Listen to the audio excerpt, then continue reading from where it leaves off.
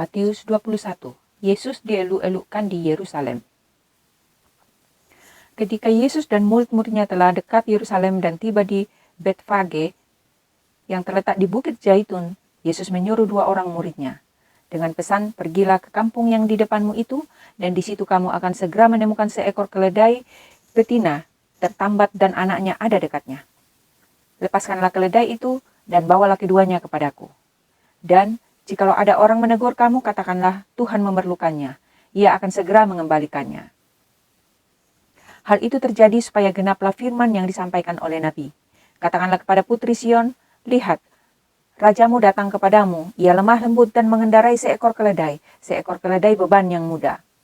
Maka pergilah murid-murid itu dan berbuat seperti yang ditugaskan Yesus kepada mereka. Mereka membawa keledai betina itu bersama anaknya, lalu mengalasinya dengan pakaian mereka, dan Yesus pun naik ke atasnya. Orang banyak yang sangat besar jumlahnya menghamparkan pakaiannya di jalan. Ada pula yang memotong ranting-ranting dari pohon-pohon dan menyebarkannya di jalan. Dan orang banyak yang berjalan di depan Yesus dan yang mengikutinya dari belakang berseru katanya, "Hosana bagi anak Daud, diberkatilah dia yang datang dalam nama Tuhan, Hosana di tempat yang maha tinggi." Dan ketika ia masuk ke Yerusalem, gemparlah seluruh kota itu, dan orang berkata, "Siapakah orang ini?" Dan orang banyak itu menyahut, "Inilah Nabi Yesus dari Nazaret di Galilea." Yesus menyucikan bait Allah. Lalu Yesus masuk ke bait Allah dan mengusir semua orang yang berjual beli di halaman bait Allah. Ia membalikkan meja-meja penukar uang dan bangku-bangku pedagang merpati. Dan berkata kepada mereka, "Ada tertulis, rumahku akan disebut rumah doa, tetapi kamu menjadikannya sarang penyamun." Maka datanglah orang-orang buta dan orang-orang timpang kepadanya dalam bait Allah itu, dan mereka disembuhkannya. Tetapi ketika imam-imam kepala dan ahli-ahli Taurat melihat mujizat-mujizat yang dibuatnya itu, dan anak-anak yang berseru dalam bait Allah, "Hosana bagi anak Daud," hati mereka sangat jengkel. Lalu mereka berkata kepadanya, "Engkau dengar apa yang dikatakan anak-anak ini?" Kata Yesus kepada mereka, "Aku dengar. Belum pernahkah kamu baca, dari mulut bayi-bayi dan anak-anak yang menyusu engkau telah menyediakan puji-pujian?" Lalu ia meninggalkan mereka dan pergi keluar kota ke Betania dan bermalam di situ. Yesus mengutuk pohon ara. Pada pagi-pagi, hari dalam perjalanannya kembali ke kota, Yesus merasa lapar. Dekat jalan ia melihat pohon ara lalu pergi ke situ. Tetapi ia tidak mendapat apa-apa pada pohon itu, selain daun-daun saja. Katanya kepada pohon itu, "Engkau tidak akan berbuah lagi selama-lamanya." Dan seketika itu juga keringlah pohon ara itu. Melihat kejadian itu tercenganglah murid-muridnya lalu berkata, "Bagaimana mungkin pohon ara itu sekonyong-konyong menjadi kering?" Yesus menjawab mereka, "Aku berkata kepadamu, sesungguhnya jika kamu percaya dan tidak bimbang, kamu bukan saja akan dapat berbuat apa yang kuperbuat dengan pohon ara itu, tetapi juga jikalau kamu berkata kepada gunung ini, beranjaklah dan tercampaklah ke dalam laut, hal itu akan terjadi. Dan apa saja yang kamu minta dalam doa dengan penuh kepercayaan, kamu akan menerimanya." Pertanyaan mengenai kuasa Yesus. Lalu Yesus masuk ke bait Allah, dan ketika ia mengajar di situ, datanglah imam-imam kepala serta tua-tua bangsa Yahudi kepadanya dan bertanya, "Dengan kuasa manakah engkau melakukan hal-hal itu? Dan siapakah yang memberikan kuasa itu kepadamu?"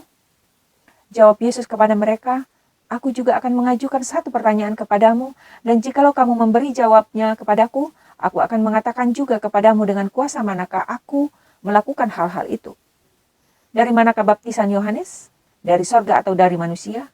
Mereka memperbincangkannya di antara mereka dan berkata, "Jikalau kita katakan dari sorga, ia akan berkata kepada kita, 'Kalau begitu, mengapakah kamu tidak percaya kepadanya?' Tetapi jikalau kita katakan dari manusia, kita takut kepada orang banyak, sebab semua orang menganggap Yohanes ini nabi." Lalu mereka menjawab Yesus, "Kami tidak tahu." Dan Yesus pun berkata kepada mereka, "Jika demikian, aku juga tidak mengatakan kepadamu dengan kuasa manakah aku melakukan hal-hal itu." Perumpamaan tentang 2 orang anak. "Tetapi apakah pendapatmu tentang ini? Seorang mempunyai 2 anak laki-laki. Ia pergi kepada anak yang sulung dan berkata, 'Anakku, pergi dan bekerjalah hari ini dalam kebun anggur.' Jawab anak itu, 'Baik, Bapa,' tetapi ia tidak pergi. Lalu orang itu pergi kepada anak yang kedua dan berkata demikian juga. Dan anak itu menjawab, 'Aku tidak mau.' Tetapi kemudian ia menyesal lalu pergi. Siapakah di antara kedua orang itu yang melakukan kehendak ayahnya? Jawab mereka, yang terakhir. Kata Yesus kepada mereka, aku berkata kepadamu, sesungguhnya pemungut-pemungut cukai dan perempuan-perempuan sundal akan mendahului kamu masuk ke dalam kerajaan Allah. Sebab Yohanes datang untuk menunjukkan jalan kebenaran kepadamu, dan kamu tidak percaya kepadanya. Tetapi pemungut-pemungut cukai dan perempuan-perempuan sundal percaya kepadanya. Dan meskipun kamu melihatnya, tetapi kemudian kamu tidak menyesal dan kamu tidak juga percaya kepadanya. Perumpamaan tentang penggarap-penggarap kebun anggur. Dengarkanlah suatu perumpamaan yang lain. Adalah seorang tuan tanah membuka kebun anggur dan menanam pagar sekelilingnya. Ia menggali lubang tempat memeras anggur dan mendirikan menara jaga di dalam kebun itu. Kemudian ia menyewakan kebun itu kepada penggarap-penggarap, lalu berangkat ke negeri lain. Ketika hampir tiba musim petik, ia menyuruh hamba-hambanya kepada penggarap-penggarap itu untuk menerima hasil yang menjadi bagiannya. Tetapi penggarap-penggarap itu menangkap hamba-hambanya itu. Mereka memukul yang seorang membunuh yang lain dan melempari yang lain pula dengan batu. Kemudian tuan itu menyuruh pula hamba-hamba yang lain lebih banyak daripada yang semula, tetapi mereka pun diperlakukan sama seperti kawan-kawan mereka. Akhirnya ia menyuruh anaknya kepada mereka, katanya, anakku akan mereka segani. Tetapi ketika penggarap-penggarap itu melihat anaknya itu, mereka berkata seorang kepada yang lain, ia adalah ahli waris, mari kita bunuh dia supaya warisannya menjadi milik kita.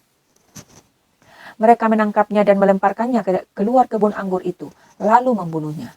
Maka apabila tuan kebun anggur itu datang, apakah yang akan dilakukannya dengan penggarap-penggarap itu? Kata mereka kepadanya, ia akan membinasakan orang-orang jahat itu dan kebun anggurnya akan disewakan kepada penggarap-penggarap lain yang akan menyerahkan hasilnya kepadanya pada waktunya. Kata Yesus kepada mereka, belum pernahkah kamu baca dalam kitab suci, batu yang dibuang oleh tukang-tukang bangunan telah menjadi batu penjuru. Hal itu terjadi dari pihak Tuhan, suatu perbuatan ajaib di mata kita. Sebab itu aku berkata kepadamu, bahwa kerajaan Allah akan diambil daripadamu dan akan diberikan kepada suatu bangsa yang akan menghasilkan buah kerajaan itu. Dan barang siapa jatuh ke atas batu itu, ia akan hancur. Dan barang siapa ditimpa batu itu, ia akan remuk. Ketika imam-imam kepala dan orang-orang Farisi mendengar perumpamaan-perumpamaan Yesus, mereka mengerti bahwa merekalah yang dimaksudkannya. Dan mereka berusaha untuk menangkap dia, tetapi mereka takut kepada orang banyak, karena orang banyak itu menganggap dia nabi.